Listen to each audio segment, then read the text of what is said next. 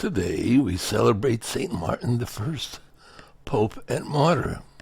He was born in Tuscany in the late 6th or 7th century, became a deacon and served in Rome.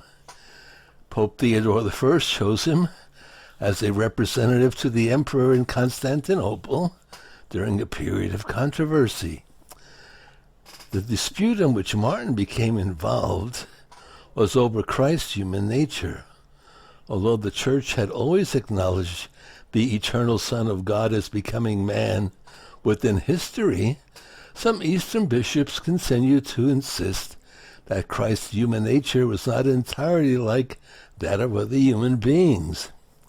Martin inherited this controversy when he succeeded Theodore as Pope.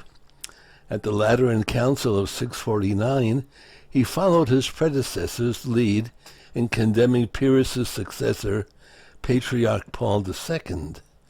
He insisted that the teaching which denied Christ's human will could not be glossed over as irrelevant. To refuse to acknowledge Christ's distinct divine and human wills, he believed, was to deny the biblical teaching.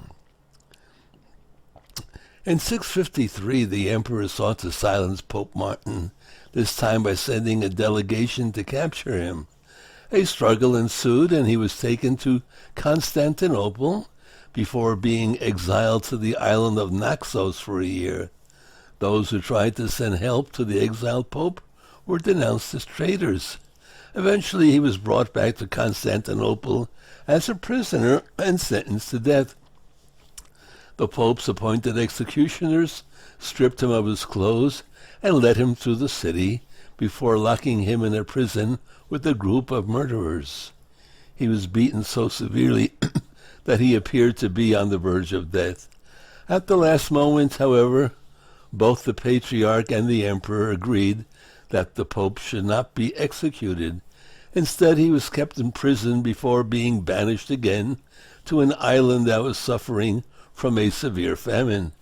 Pope Martin wrote to a friend that he was not only separated from the rest of the world, but even deprived of the means to live.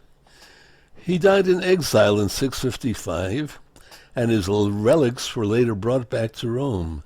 The Third Ecumenical Council of Constantinople eventually vindicated Pope St. Martin by confirming that Christ had both a divine and human will. Pope St. Martin I, he's only the one and only, a great man as any Pope Martin should be.